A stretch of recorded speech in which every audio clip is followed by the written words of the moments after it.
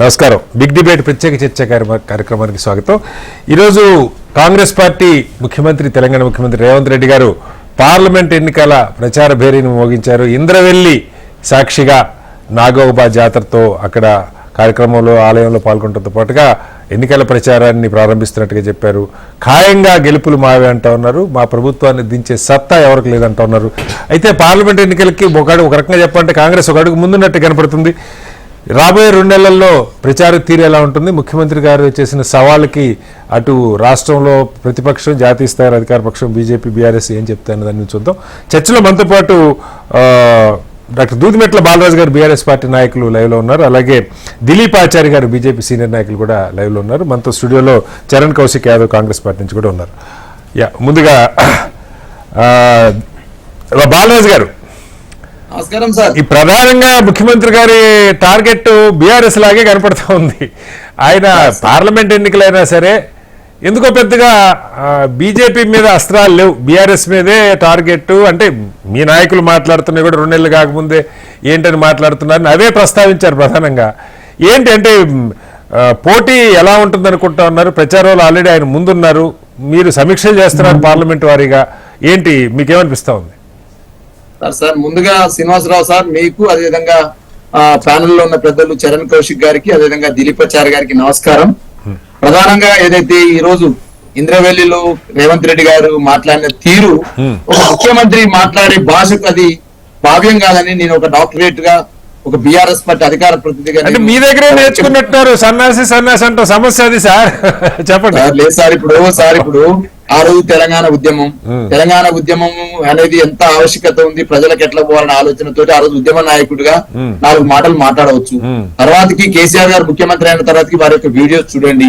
తదనంతరం నేను రేవంత్ రెడ్డి గారిని అడిగేది ఏంటంటే, కల్వకుంట్ల కుటుంబం దాన్ని బొందబెట్టినాం అని మాట్లాడే ముందు, ఇంద్రవెల్లి కొండల్లో దండు పుట్టిందో నేస్తము రావా, దండుకు 70 చేతులు పుట్టాయో నేస్తవో రామ అని గద్దరన్న వాడిన పాట, దాని కారకులు ఎవరు? ఇలా కారకులే వచ్చి అంతకులే వచ్చి సంతాప సభ పెట్టినట్టు ఆ రోజు 250 మంది గిరిజనులను పోలీసు బలగాలతోటి చుట్టుముట్టి వాళ్ళందరినీ దాడులు చేసి 60 మంది ప్రాణాలు కోల్పోయి, అధికారికంగానేమో 13 మంది అని చెప్పినారు. ఆదివాసీ సంఘాల యొక్క రైతు కూలి సంఘం ప్రకారం 60 మంది అని చెప్పినారు. ఆదివాసీ గిరిజన సంఘాల ప్రకారం 20 మంది అని చెప్పినారు. అనేక మంది సుమారు 200 మంది గిరిజనులు గాయపడారని చెప్పినారు. గాయాల పాలైన గిరిజనులు పోలీసుల భయంతో ఆ రోజు వైద్యం చేయించుకోక అనేక మంది చనిపోయారని చెప్పేసి లెక్కలు చెప్తా ఉన్నాయి, నివేదికలు చెప్తా ఉన్నాయి. ఆ మారణ హోమానికి అంటే తెలంగాణ జలియన్ వాలా బాగ్ గా నిర్వర్తించినటువంటి ఆ ఇంద్రవెల్లి కొండల్లో జరిగిన దాడులకు కారణమైన వాళ్ళు వచ్చి ఇవాళ కారణాలు దాన్ని చాలా తెలివిగా ముఖ్యమంత్రి గారు ఆంధ్ర పాలకులు ఆ రోజు చేశారు, మేము క్షమాపణ చెప్పాము అని చెప్పి కూడా చెప్తా ఉన్నారు. మరి మీరు ఎలా అర్థం చేసుకుంటారు సార్? ఇప్పుడు ఆంధ్ర పాలకులు చేసిరని తెలివిగా చెప్పి ఒక రకమైనటువంటి సంతాప సభ పెట్టి అంతా కూడా సంతాప సభ పెట్టినట్టు ఒక క్షమాపణ చెప్తే సరిపోద్దా సార్? ఈ కారకులు ఎవరు? కాంగ్రెస్ పార్టీ రక్త చరిత్ర తెలంగాణ ప్రజలు చూడలేరా? 1948 నుంచి 52 వరకు జరిగిన రక్త చరిత్ర ఏంటి? 52 నుంచి 56 వరకు ఆంధ్రాలో కలపడం కోసం చేసిన రక్త చరిత్ర ఏంటి? 69లో తెలంగాణ విద్యార్థులు పొట్టబెట్టుకున్న రక్త చరిత్ర ఏంటి? అదేవిధంగా ఈ తెలంగాణ ప్రాంతంలో అది గద్దరన్న రాసిన పాటలు గద్దర్ని స్పృశిస్తా ఉన్నారు, స్మరిస్తా ఉన్నారు. కానీ ఇవాళ పోలీసు రాజ్యం పేరుతోటి నక్సలైట్ల పేరుతోటి యువకులను కాల్చి చంపిన చరిత్ర ఎవరిది? 2009లో తెలంగాణ ఇస్తామని చిదంబరం ప్రకటన చేసి మన డిసెంబర్ 23వ తారీఖు 2009లో వెనక తీసుకోవడం ద్వారా మరణించినటువంటి తెలంగాణ అమరవీరుల ఆత్మ ఘోష కారణం ఎవరు? ఇవన్నీ కారణాలు వదిలిపెట్టి ఊకనే క్షమాపణ అడిగితే సరిపోతా సార్? క్షమాపణ సరిపోతా? కటారి శ్రీనివాస్ ఇప్పుడు మీరు చెప్పిన గద్దర్ గారి గురించే, అదే గద్దర్ గారు ప్రగతి భవన్ కి వస్తే ఆయన్ని బయట కూర్చోబెట్టారు, లోపలికి కూడా రాని లేదని చెప్తా ఉన్నారు. ఆయన కుటుంబాన్ని మేము హక్కును చేర్చుకున్నాం అని చెప్పి చెప్తా ఉన్నారు ముఖ్యమంత్రి గారు. వాస్తవమే కదా మీరు చెప్పింది? ముందు చెప్పింది వాస్తవం, ఇది వాస్తవే కదా బాలరాజు గారు? ఇప్పుడు నేనేమంటున్నాడు సార్, ఇప్పుడు ముందు చెప్పిన గద్దర్ గారి ఆ రోజు ఎందుకు జరిగింది, ఎందుకోసం జరిగింది, ఎవరిని ప్రమోట్ చేయడం కోసం జరిగింది అనేది దాని వెనకాల గద్దర్ని పంపించడం, అసలు పర్మిషన్ తీసుకోకుండా అక్కడ ముఖ్యమంత్రి కలుతామని వచ్చి ముఖ్యమంత్రి లేనప్పుడు చాలా కూర్చొని పోయి కాంగ్రెస్ పార్టీ జరిగిన కుట్రది. గద్దర్ గారిని అనుకోని పంపించిన రేవంత్ రెడ్డి ఆ రోజు గద్దర్ గారిని ఏదో పంపించి అది అపాయింట్మెంట్ ఇవ్వలేదని చెప్పిందే గద్దర్ గారు చెప్పించింది కాంగ్రెస్ పార్టీ. ఓకే, సంతోషం సార్. ఇవన్నీ గతం. నేనేమంటున్నంటే గిరిజనులకు మేము ఏం చేయలేదు, మేమే చేసి పొడుస్తామని మాట్లాడుతున్నారు కదా.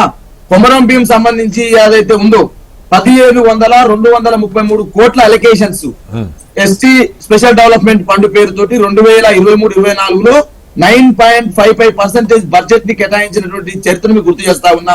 1,50,000 12 పోడు పట్టాలను పోడు పట్టాలు సంబంధించి 4,05,601 ఎకరాలను పట్టాలు అందించిన చరిత్రను చెప్తా ఉన్నా. రైతు బంధు రూపంలో 9,253 కోట్ల 49 లక్షల రూపాయలు ఎస్టీ ఫార్మర్స్ కి రైతు బంధు రూపంలో అందించిన చరిత్ర చెప్తా ఉన్నా.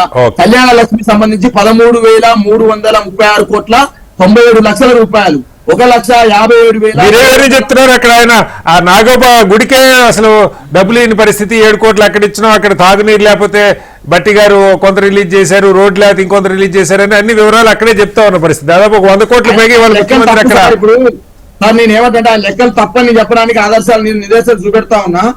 ఏదైతే 3 కోట్ల రూపాయలు సంబంధించి సంతూ సేవలాల్ జయంతి, కొమరం భీం జయంతి, అదేవిధంగా వర్ధంతిలను, నాగోబా జాతరను, బోర్పూర్, అదేవిధంగా బౌరాపూర్ జాతరను, అదేవిధంగా జంగూబాయి జాతరను, ఈ జాతరలు అధికారికంగా నిర్వహించింది, వర్ధంతులను జయంతులు అధికారులు నిర్వహించింది కేసీఆర్ గారి ప్రభుత్వం.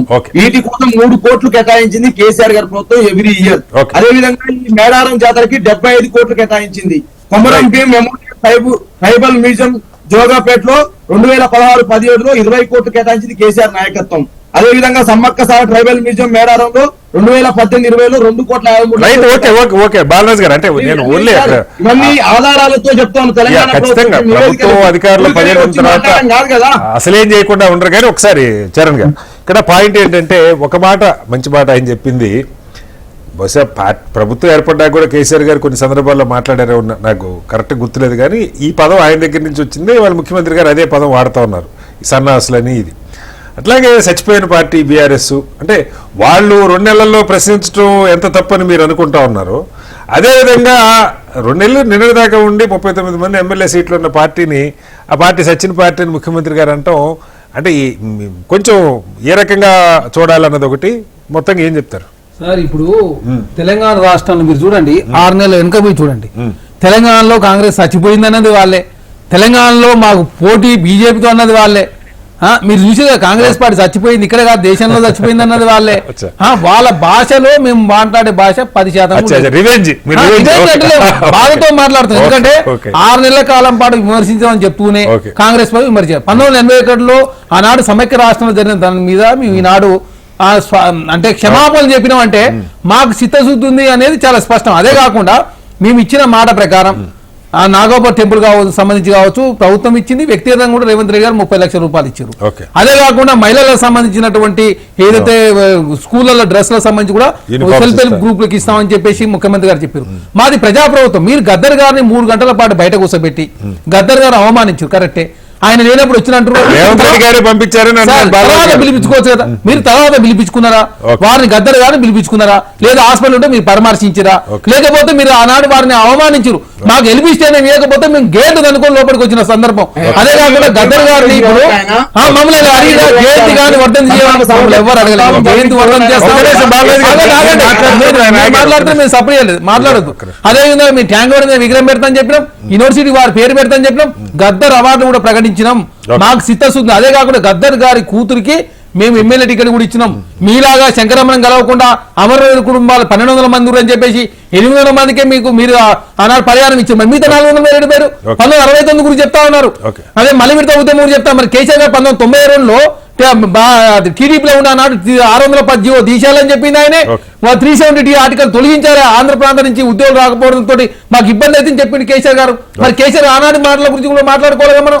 అంటే తెలంగాణ రాష్ట్రంలో కాంగ్రెస్ పార్టీ మాది ప్రజాప్రభుత్వం, మేము ప్రజల సౌకర్యార్థం కొన్ని నిర్ణయాలు తప్పుడు తీసుకున్నా కూడా మళ్ళీ సవరించుకుంటా ఉన్నాం మేము రాష్ట్రంలో. ఎందుకంటే ప్రజల సేల్స్ కోసం పనిచేస్తా ఉన్నాం. మేము చెప్పిన మాట ప్రకారం 6 గ్యారెంటీలు 100 రోజుల్లో చేస్తానని చెప్పినాం, దానికి కట్టుబడి ఇప్పుడు కూడా ఉన్నాం.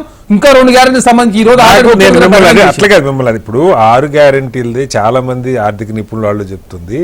ఇప్పుడు బడ్జెట్ డబ్బులు, అప్పులు, వడ్డీలు, జీతాలు ఇవి బోల్డ్ తడిసిమోపుడు 6 గ్యారెంటీలు ఇచ్చారు మంచి చెడు. ఈ కాకుండా ఇంకా కొత్తగా మీరు హామీలు పెంచుకుంటా పోతా ఉన్నారు. కళ్యాణ లక్ష్మితో పాటుగా మళ్ళా తులం బంగారం అంటా ఉన్నారు. ఇవాళ 200 యూనిట్లు గ్యాస్ ఫ్రీ, కరెంటు ఫ్రీగా ఇస్తే ఎక్కడి నుంచి వస్తాయి చరణ్ గారు డబ్బులు? అంటే ఇక అభివృద్ధిని ఇప్పుడు ఆంధ్రప్రదేశ్లో ఒక చర్చ జరుగుతూ ఉంది. అభివృద్ధి మొత్తాన్ని పక్కకు పెట్టి సంక్షేమం ఒకటే చేస్తే రాష్ట్రం ముందుకు పోద్దా? మీరు ఇప్పుడు తెలంగాణలో అయినా ఇప్పుడు హైదరాబాద్లో కాంగ్రెస్కి ఓట్లు రావాలి. కారణం ఏంటంటే ఎంతో కొంత అభివృద్ధి ప్రజలకు కనపడిందని అనుకుంటా ఉన్నారు. నేను చెప్తా ఉన్నా, మీకు పాయింట్ చెప్తా ఉన్నా. కాదంటే రేపు పొద్దున్న మీరు ప్రూవ్ చేయండి. కానీ బట్ ఇంకా కొత్త పథకాలు 2 నెలలు కాకముందే ఇంకా కొత్తగా 2 పథకాలు యాడ్ చేసుకుంటా పోతే మీరు ఎలా చేయగలుగుతారు? సార్ ఇప్పుడు ఉపాధులకు 4 రకాల ఆలోచనలు వస్తాయి. వీళ్ళు గతంలో సంక్షేమ కార్యక్రమాలు మొదటి వారు కాదు, చివరి వారు కాదు. దీనికి ఆద్యం పోచిందే కాంగ్రెస్ ప్రభుత్వం అన్నాడు. మేము దేశంలో ఏది తీసుకొచ్చినా పేద ప్రజల కోసం అన్నాడు కాంగ్రెస్ పార్టీ చేసింది. తర్వాత వచ్చిన ప్రభుత్వాలు ఆటోమేటిక్ కంటిన్యూ చేయాల్సిన అవసరం ఉంది. ఆనాడు మేము ఉచిత కరెంట్ అన్నప్పుడు కూడా ఆనాడు టీడీపీ వ్యతిరేకి, తర్వాత టీడీపీ అధికారులకు వచ్చిన తర్వాత ఆంధ్ర రాష్ట్రం ఇంప్లిమెంట్ చేశారు. తెలంగాణ రాష్ట్రం ఆరోగ్యశ్రీ తీసుకొచ్చినప్పుడు అదే అన్నారు. తర్వాత 104 కావచ్చు, 108 కావచ్చు, ఎన్ఆర్జీ స్కీమ్ కావచ్చు. ఈ దేశంలో అద్భుతమైన చట్టాలు ఏ యాక్ట్ చేసినా భారతీయ జనతా పార్టీ కేంద్రం మార్చలేదు సార్. 16,80,000 కోట్ల రూపాయలు అప్పు తీసుకొచ్చి సార్ నేను బడ్జెట్ ప్రవేశపెట్టారు భారతీయ జనతా పార్టీ. వారు 45 లక్షల కోట్లు 5వ ఆర్థిక శక్తి ఎదిగింది భారతదేశం.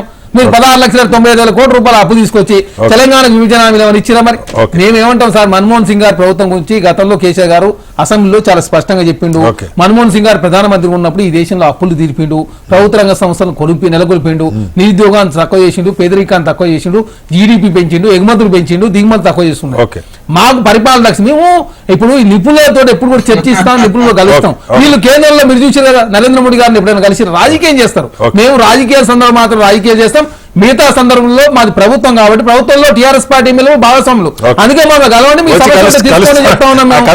కలుస్తుంది దానికి వేరే అర్థాలు వస్తున్నాయి. ఒకసారి దిలీప్ ఆచార్య గారు, మొత్తానికి ఇప్పుడు మనం గమనిస్తే ఈ రేవంత్ రెడ్డి గారి ముఖ్యమంత్రి గారి ప్రసంగంలో కానీ చర్చ అంతా విమర్శ ప్రతి విమర్శ అటు కాంగ్రెస్ బీఆర్ఎస్ మధ్య కనపడుతుంది. బీజేపీ స్పేస్ మొన్న కూడా అదే జరిగింది. ఏంటి ఈసారి మీకు ఏం కనపడుతోంది? మీ మీద పెద్ద విమర్శ లేదు, కేవలం రాహుల్ గాంధీని ప్రధాని చేయాలంటున్నారు తప్పితే ముఖ్యమంత్రి గారు టార్గెట్ బీఆర్ఎస్ మీద పెట్టి కూర్చున్నారు. మీది ఎట్లా మరి? శ్రీనివాస్ గారు నమస్కారం అండి. అక్కడ ఉన్న మిత్రులకు, యువ మిత్రులకు నమస్కారం. చెప్పండి. ఇప్పుడు మేమంతా రాజకీయ నాయకులం అండి. ఒక ఆశయం కోసం, కొన్ని ఆదర్శాల కోసం రాజకీయాలలోకి మేము అడుగు పెట్టినాం కాబట్టి కొంతమైన వాస్తవాలు మాట్లాడుకోవడం కోసం ప్రయత్నం చేద్దాం. అట్లీస్ట్ మీరు ఒక కూర్చున్నారు కాబట్టి అక్కడ మీ ముందైనా వాస్తవాలు మాట్లాడకుండా ఏదో మనం ఊకనప్పుడు ఉపన్యాసాలు ఇచ్చుకుంటాం వస్తే దానివల్ల ఏం ఉపయోగం లేదు, జనాలకు అసలు ఉపయోగం లేదు. చెప్పండి. ఇప్పుడు ఇంకా ఏం జరుగుతున్నదంటే అభివృద్ధి గురించా లేకుంటే పాలన గురించా చేయండి అని అంటే మీరు గదరన్న బయట కూర్చోబెట్టిందని మీరు అంటారు, వాళ్ళేమో గదరన్న శరీరాన్న బుల్లెట్లు వీళ్ళే దించిరని వీళ్ళు అంటారు. ఇప్పుడు భారతదేశంలో జరిగిన ప్రతి డిజాస్టర్ వెనుక కాంగ్రెస్ పార్టీ హస్తము ప్రత్యక్షంగా లేకుంటే పరోక్షంగా ఎక్కడ చూసినా కాంగ్రెస్ పార్టీ హస్తం ఉంటుంది తప్పకుండా. వీళ్ళు ఏం చెప్తారని అంటే మేము సారీ చెప్పినాం కదా అని అంటే అంత పెద్ద ఇన్సిడెంట్ ఎంత దారుణంగా గిరిజనులను ఊచకోత పోస్తా ఉంటే ఒక చిన్న సారీ చెప్పి మరి మణిపూర్ లో అన్ని జరుగుతుంది. మీరేం చేస్తారు సార్? మీరు మాట్లాడుతున్నారు భారతీయ జనతా పార్టీగా. మణిపూర్ లో మానవహోమం జరుగుతుంది. 600 టెంపుల్, చర్చిలు, మసీదులు కూలినాయి. అక్కడ చాలా మంది మానవంగా జరిగినాయి. మీరు మణిపూర్ భారతదేశం అంతర్భాగం మీ ముఖ్యమంత్రి ప్రధానమంత్రి గారు మాట్లాడితే వీళ్ళ బాధ అంతా చర్చిలు కూలిపోతున్నాయి. టెంపుల్స్, చర్చిలు, మసీదులు బాగలేదు. వీళ్ళకంతా బాధ చర్చిల బాధ, మసీదుల బాధ, ఓట్ల బాధ, లేకుంటే తుష్టీకరణ, మా వంశవాదము, అవినీతి, ఇవే తప్ప ఇంకొకటి లేనే లేదా? ఈ జీవితం మొత్తం దిలీప్ గారు ప్రశ్న ఏంటంటే ఎట్లా అయితే ఇక్కడ రాష్ట్రంలో గతంలో బీఆర్ఎస్ ఏం చేసింది, లేకపోతే ఇప్పుడు కాంగ్రెస్ చేస్తుంది, దాని మీద చర్చ కాకుండా గద్దర్ మీరు చెప్పిన పాయింట్ కరెక్ట్. గద్దర్ గారిని బయట కూర్చోబెట్టారో లోన పెట్టారో అన్న దాని మీద చర్చ జరుగుతుందో దేశంలో ఇప్పుడు బడ్జెట్ వచ్చింది. ఆ బడ్జెట్ లో ఏం చెప్పారు, గతంలో చెప్పిన హామీలు ఏం చేశారు, నిరుద్యోగం ఉంది, వాటిపై చర్చ కాకుండా మసీదా, జ్ఞానవాపి, లేకపోతే షాహీద్ గారు ఇవి జరుగుతున్నాయి చర్చలని. సరే శ్రీనివాస్ గారు, నేను ఒక చిన్న ఎగ్జాంపుల్ చెప్తా. చెప్పండి. చూడండి, దేశంలో ఉండే మహిళలకు సంబంధించి గర్భాశయ క్యాన్సర్ వస్తా ఉంది, ఎక్కువ శాతం భారతదేశంలోనే చనిపోతా ఉన్నారు మహిళలు అని చెప్పి అవును. 8 సంవత్సరాల నుంచి 14 సంవత్సరాల ఉండే బాలికలకి అందరికి కూడా ఒక వ్యాక్సిన్ ఇవ్వాలని చెప్పి నిన్న బడ్జెట్ లో ఒక పెద్ద కార్యక్రమం తీసుకున్నారు. ప్రపంచ దేశాలు మొత్తం ఆశ్చర్యపోతున్నాయి, ఇంత ఆలోచన ఎట్లొచ్చింది ఈ ప్రభుత్వానికి. మానవతా దృక్పథంతో కూడిన ఆలోచన అండి ఇది మా ప్రభుత్వం ఒక నిర్మాణాత్మకంగా ఒక జనరేషన్ ను దృష్టిలో పెట్టుకొని చేసే కార్యక్రమాలు తప్ప ఏవి కూడా సొంతంగా. ఇప్పుడు గర్భాశయ క్యాన్సర్ ఇయ్యాలని చెప్పి ఎవరైనా డిమాండ్ చేసినా లేకుంటే ఎన్నికల మేనిఫెస్టోలో పెట్టినండి చేసినా చేయలేదా? దానికి ఖర్చు అవుతుందా? ఖర్చు అవుతుందా? ప్రభుత్వం చిత్తశుద్ధి ఉంటే ఇటువంటి కార్యక్రమాలు మీరు మరుగుదొడ్లు కట్టిస్తే నవ్విండ్రు, గ్యాస్ సిలిండర్ ఇస్తే నవ్విండ్రు, జనధన్ ఖాతాలు ఇస్తే నవ్విండ్రు, ఇండ్లు ఇస్తే నవ్విండ్రు, నీళ్లు ఇస్తే నవ్విండ్రు, రైతులకు సమ్మాన్ నిధి ఇస్తే నవ్విండ్రు, ఉచితంగా సబ్సిడీలు లక్షల కోట్ల రూపాయల ఎరువుల సబ్సిడీ ఇస్తే నవ్విండ్రు. ఏం కావాలి ప్రభుత్వంలో ఉన్న వ్యక్తులకి? అంత్యోదయ అనే మా సిద్ధాంతము, చిట్ట చివర ఉండే నిరుపేద వ్యక్తికి లాభం జరగాలి, ప్రభుత్వ ఫలాలు అందాలనే మా ప్రయత్నం అండి. ఇప్పుడు తెలంగాణలో పార్లమెంట్ ఎలక్షన్స్ వస్తున్నాయి సార్. శ్రీనివాస్ గారు అవినీతి చేయడం కోసమో లేకుంటే తన వంశాన్ని నిలబెట్టుకోవడం కోసమో లేదనుకుంటే సంతుష్టీకరణ కోసమో ఒక వర్గాన్ని తృప్తిపరచడం కోసమో రాజకీయాలని, దేశం బాగుపడాలి, దేశం గురించి ఆలోచన చేయాలనే ఆలోచనే లేదా? ఇంకా ఏం మాట్లాడతారా? కాదు, నా ప్రశ్నకు మీరు చెప్పండి. ఇప్పుడు ఇక్కడ ఎన్నికల్లో నిన్నటి దాకా బీఆర్ఎస్ 10 ఏళ్ళ అధికారంలో ఉంది, ఓట్ షేర్ కూడా దాదాపు చాలా భారీ ఓట్ షేరు, 39 ఎమ్మెల్యేలు గెలిచిన పార్టీ ఒక సైడ్ కనపడుతుంది. అధికారంలోకి వచ్చి కాంగ్రెస్ కొత్తగా ఒక కొత్త ఉత్సాహంతో యువనాయకత్వంతో పార్టీ కనపడుతోంది. బీజేపీకి గతంలో 4 పార్లమెంట్ సీట్లు వచ్చినటువంటి పరిస్థితి, కాంగ్రెస్ అప్పుడు కాస్త కొనారిల్లుతున్న దశలో. ఇప్పుడు మరి కేంద్రంలో 10 ఏళ్ళు అయిపోయింది. ఇక్కడ కేసీఆర్ గారిని ఏ రకంగా అయితే 10 ఏళ్ళు అయిందని చెప్పి జనం దించారో ఎంతో కొంత డిసాటిస్ఫాక్షన్ అనేది స్టార్ట్ అవుతూ ఉంటుంది. జాతీయ స్థాయిలో కూడా మీరు ఎన్ని చెప్పినా నిరుద్యోగమో లేదా అధిక ధరలో ఇలాంటివి కనపడతా ఉన్నాయి అంటున్నారు. తెలంగాణలో అసలు మీరు 3rd ప్లేస్ లో ఉన్నారు యాజ్ ఆఫ్ నౌ. ఎలా పుంజుకుంటారు? నేను ఒక విషయం చెప్తాను సార్. పోయినసారి 2018 అసెంబ్లీ ఎన్నికల్లో బీఆర్ఎస్ పార్టీ అప్రతహాత్య విజయం సాధించింది. 83 సీట్లు అసెంబ్లీ సీట్లు సాధించారు. తర్వాత 6 నెలల్లో జరిగిన వాళ్ళ నినాదం ఏంటంటే ఎన్నికల నినాదము సారు కారు 16 ఢిల్లీలో సర్కార్ అని చెప్పారు. ఏమైనా పరిస్థితి కనుక నేనేమంటున్నానంటే టిఆర్ఎస్ పార్టీకి అప్పుడే వేయలేదు ఓట్లు, ఇప్పుడు ఎందుకు వేస్తారు పార్లమెంట్ ఎన్నికల్లో? ఒకవేళ వేయాల్సి వస్తే కాంగ్రెస్ కి బీజేపీకి మధ్యన పోటీ ఉంటది. ప్రధాన ప్రతిపక్షం కాంగ్రెస్ కాబట్టి కాంగ్రెస్ గురించి ఆలోచన చేస్తారేమో ప్రజలు, కానీ ఎట్టి పరిస్థితుల్లో బీఆర్ఎస్ పార్టీకి ఓటేసే పరిస్థితి పార్లమెంట్ ఎన్నికల్లో లేవు. ఇంకొక విషయం ఏంటంటే 3వ సారి అధికారంలోకి రావడం కోసం నరేంద్ర మోడీ గారు రాకుండా ఉండడం కోసం చేసిన తప్పేంది? ప్రజలకు సేవ చేయడము, దేశాన్ని అభివృద్ధి చెందడం. బీఆర్ఎస్ కూడా 3వ సారి రాకపోవడానికి కారణం అర్థం కాక వాళ్ళు కేటీఆర్ గారు సమీక్షల మీద సమీక్షలు పెడతా ఉన్నారు సార్, మీరు గమనించాలి.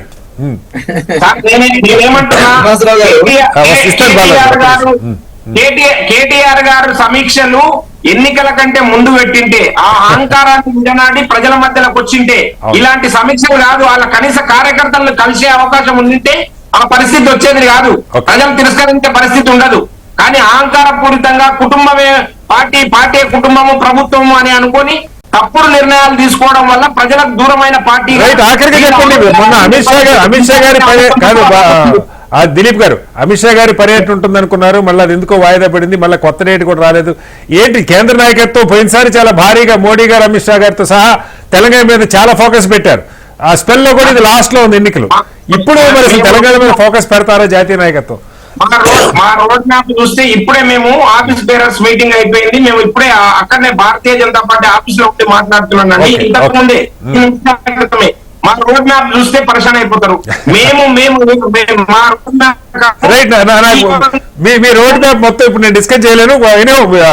ఒకసారి బాలరాజు గారు, కేసీఆర్ గారు నిన్న ప్రమాణ స్వీకారం చేశారు. ఒకవైపు కాంగ్రెస్ ప్రచారం మొదలు పెట్టింది. ఏంటి మీ వ్యూహం? సమీక్షలు అయితే అవుతున్నాయి కానీ ఆల్మోస్ట్ 2 నెలలు అంటా ఉన్నారు. డేట్లు కూడా టెంటేటివ్ గా మిడిల్ ఏప్రిల్లో ఉండే అవకాశం ఉంది అంటా ఉన్నారు. 2 నెలలు ఫిబ్రవరి మార్చే కనపడతా ఉంది. ఏంటి సమరశంఖం మోగిస్తారా? ఎలా చూడాలి? శ్రీనివాసరావు గారు ఇప్పుడు మీ సీనియర్ జర్నలిస్టు, అనేక సంవత్సరాలుగా ఈ రాష్ట్ర రాజకీయాలను పరిశీలిస్తా ఉన్నారు. తెలంగాణ ఉద్యమ సమయంలో కేసీఆర్ గారు చూసిన వాళ్ళు మీరు. నేను ఏమంటుందంటే ఇవాళ తెలంగాణ రాష్ట్రంలో టీఆర్ఎస్ ఆవశ్యకత ఏంటి, కేసీఆర్ ఆవశ్యకత ఎందుకు అవసరం అనేది ప్రజలు చర్చించుకుంటా ఉన్నారు. ఈ 60 రోజులుగా కాంగ్రెస్ పార్టీకి ఓటేసి ప్రజలు పడుతున్న కష్టాలన్నీ ఒక ప్రజల్లో తిరుగుతాను. నేను భువనగిరి పార్లమెంట్ వైజ్ గా అనేక 45-50 రోజులుగా తిరుగుతా ఉన్నాను. నేను తిరిగే క్రమంలో ప్రజలు చెప్తా ఉన్నారు, రైతు బంధు పడకపాయే, రైతు భరోసా రాకపాయే, రుణమాఫీ లేకపాయే, నిరుద్యోగ వృద్ధి కాకపాయే, 500 రూపాయల గ్యాస్ సిలిండర్ రాకపాయే, 2500 మహిళలకు సంబంధించినటువంటి నెలలకి సంబంధించినటువంటి ఆసరా ఇవన్నీ 2 నెలల్లోనే కేటీఆర్ గారు మాట్లాడింది తొందరలో మళ్ళా మనం కేసీఆర్ గారిని సీఎం చేస్తే దిగి వెళ్ళింది. అది సమస్య తీసుకోండి. శ్రీనివాసరావు గారు నేను ఏమంటున్నట్టే మేముగా డెడ్ లైన్ పెట్టుకోలేదు సార్. 100 రోజుల్లో ఇస్తామని మేము చెప్పలేదు.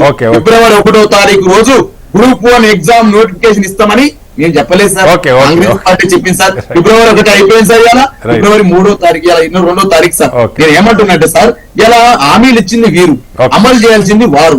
ఏం చెప్పినారు సార్? డిసెంబర్ 9వ తారీఖు రోజు సోనియా గాంధీ జన్మదినం, మా అభిమాన నాయకురాలని చెప్పినారు సార్. సోనియా గాంధీనే మోసం చేసింది సార్ కాంగ్రెస్ పార్టీ. సోనియా గాంధీ అంటే అలా ప్రియతమైన లీడర్. సోనియా గాంధీ జన్మదినం రోజు ఇచ్చిన హామీని కూడా అమలు చేయరా? అమలు చేయరా సార్? చర్చించుకునే పని ఉంటుంది. ఆఖరిగా చరణ్ గారు అంటే ఇంకొకటి అంశం సార్, శ్రీనివాసరావు గారు సోనియా గాంధీ జన్మదినం రోజు చేసిన హామీకే దిక్కు లేదు. ప్రజలకు ఏం హామీ ఇస్తారు సార్? వీళ్ళు ప్రజలకు ఏం చేస్తారు సార్? ప్రమాణ స్వీకారం చేసి హామీల గురించి బీఆర్ఎస్ పార్టీ చెప్తే నమ్మకానికి సిద్ధంగా లేదు. మేము తెలంగాణ రాష్ట్రంలో నిధులు నియామకాలు ప్రజాస్వామ్యం అస్తిత్వం, మేము అస్తిత్వం అయిపోయింది, ప్రజాస్వామ్యం అయిపోయింది. కానీ మిగతా 3 విషయాల్లో కాంగ్రెస్ ప్రభుత్వం ముందుకు పోతా ఉంది. రేపు జరగబోయే బడ్జెట్ సమావేశాల్లో 2 గ్యారెంటీలకు సంబంధించి బడ్జెట్ కూడా కేటాయించబోతా ఉన్నారు. ఖచ్చితంగా చెప్పిన మాట ప్రకారం 6 గ్యారెంటీ అమలు చేస్తాం. మిగతా వాడి టైం ఉంది. మీరు ఆనాడు 6,75,000 కోట్లు ఉందని చెప్పి ఎవరికైనా చెప్పిరా? మేము ప్రజల శ్రేయస్ కోసం ప్రజలు ఏదనుకుంటే అది చేయడానికి సిద్ధంగా ఉన్నాం. సో పార్లమెంట్ 16 కాకుండా 17 అడుగుతున్నారు మీరు ఏకంగా. సార్ తెలంగాణలో 17 మేము అడుగుతలేము. 15 స్థానాలు తక్కువ కాకుండా గెలవాలని చెప్పి కాంగ్రెస్ పార్టీ కోరుకుంటా ఉంది. దానిలో ముందుకు పోతా ఉన్నాం. భారతీయ జనతా పార్టీ మీరు చూసిరు, వీళ్ళు ఇప్పుడు తెలంగాణ రాష్ట్రంలో మీరు గెలుస్తాం అంటారు. నిన్న పెట్టిన బడ్జెట్ తెలంగాణకు నిధులు రాలేదు.